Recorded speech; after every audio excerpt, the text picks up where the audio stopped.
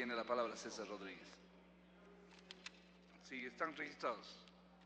Te toca inmediatamente a ti. Gracias, señor presidente. Ciudadanas y ciudadanos asambleístas, el debate que nos convoca hoy es un debate que tiene una enorme importancia y trascendencia por el impacto que tiene esta ley sobre la vida de miles y miles de hombres y mujeres que trabajan en el sector público ecuatoriano. Creo que esta ley ha recibido importantes ajustes desde su presentación en la mesa, en la comisión especializada, y hay que felicitar por ese trabajo. Y comparto lo que decía el presidente de la Asamblea, voy a repetir algunos principios a los que él se refirió. Comparto la necesidad de que en este esfuerzo todos los sectores contribuyamos. Yo voy a hacer llegar mis observaciones por escrito.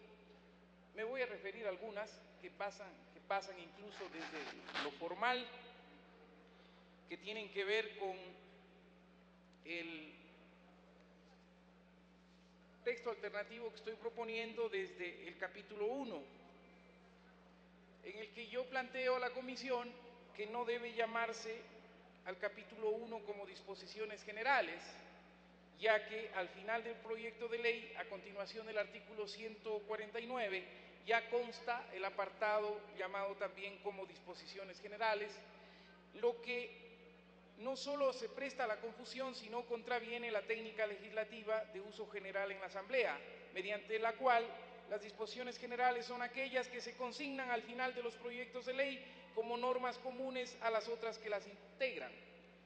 Considero que además debe cambiarse este título por el de ámbito, principios y disposiciones fundamentales, para recoger adecuadamente el texto y sentido del grupo de normas que se contienen en este capítulo.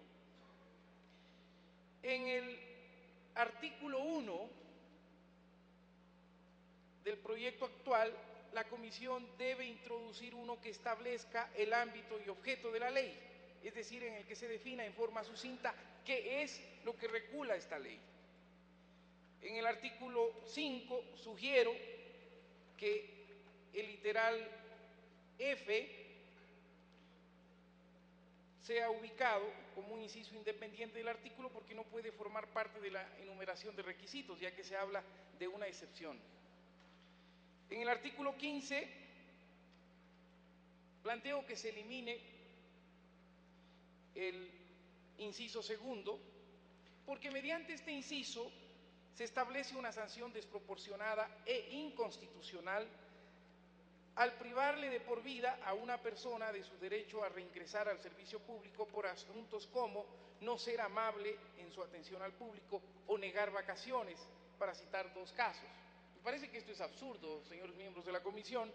En esta norma, a guiso de severidad, se está rompiendo principios constitucionales de legalidad y proporcionalidad, por lo que me parece que debe ser claramente eliminado. En el artículo 18, en el primer inciso se debe subrayar una frase que dice: la contratación ocasional no podrá sobrepasar el 10% de la totalidad del personal de la entidad contratante. Porque al establecer esta norma en los contratos que no puedan superar el 10%, yo advierto que afectaría el funcionamiento de las entidades como por ejemplo esta Asamblea Nacional, considerando que asesores y personal de apoyo, que son más del 10% del personal, son contratados bajo esta modalidad. Por lo tanto, me parece que ahí podríamos considerar un porcentaje que esté alrededor del 50%. En el artículo 20 se clarifica la condición profesional por la cual una persona puede ser contratada en el sector público. Y en el 25 se amplía el tratamiento preferencial para los servidores que deben renunciar para buscar trabajo en el exterior. Yo planteo que en este artículo se amplíe el tratamiento preferencial para los servidores que deben renunciar para realizar estudios superiores de grado o posgrado fuera del Ecuador.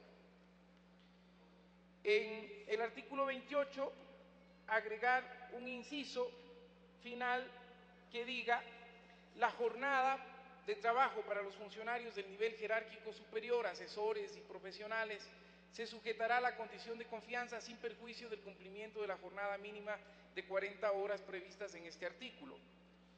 Con esta norma se regulariza la situación de cumplimiento de la jornada de personas que desempeñan funciones de confianza, lo cual además evita que se paguen horas extras suplementarias, extras en niveles jerárquicos superiores. Yo creo que en el artículo 103 se debería reemplazar la palabra término por la palabra plazo. Los términos se cuentan en días hábiles y los plazos en días calendarios. Consideramos que, tratándose de prescripción de la acción disciplinaria, 90 días calendarios es un tiempo más que suficiente para que la autoridad ejerza control o sancione un acto contrario a derecho. Mantener esa norma implica que en la práctica sean más de 4 meses y medio los que estaría vigente la posibilidad de sanción, lo cual se puede prestar a distorsiones o actos persecutorios a los trabajadores. En el artículo 108 se debe agregar un inciso que diga: se aplicará lo concerniente a remuneraciones las normas de los mandatos constituyentes 2 y 4 dictados por la Asamblea Constituyente, porque debemos dejar en forma expresa que las remuneraciones no pueden sobrepasar el límite impuesto en los mandatos 2 y 4 de la Asamblea Constituyente, para evitar que se produzcan nuevas distorsiones que combatimos en el pasado, sueldos dorados que distorsionaron al sector público. Y creo que en la disposición transitoria primera, al final del primer inciso se debe agregar, después del punto, lo siguiente: mientras se publica la resolución, no se afectarán los derechos remunerativos de los servidores y funcionarios públicos, ni se precarizará sus remuneraciones. Se debe dejar suficientemente claro al Ministerio de Relaciones Laborales que debe observar el principio de progresividad de los derechos adquiridos de los trabajadores, de manera que la nueva escala que dicte mediante resolución no puede afectar las remuneraciones actuales que perciban los funcionarios, más cuando mediante los mandatos 2 y 4 ya se establecieron límites a las remuneraciones. Pero quisiera referir, además, creo que al final del primer inciso del artículo 129 se debe agregar una frase que diga: con excepción de la cátedra universitaria, porque de esta manera concordamos con las normas constitucionales y legales sobre la salvaguardia que tienen los docentes universitarios en este tema. Pero, señor presidente, quisiera terminar mi intervención refiriéndome a un tema que me parece central en este proyecto de ley. En el debate que se ha desarrollado en muchos sectores del país, hemos oído posiciones de todos los sectores que están vinculados con el área docente en el Ecuador. Y nos parece que hay que tomar una decisión fundamental en este proyecto.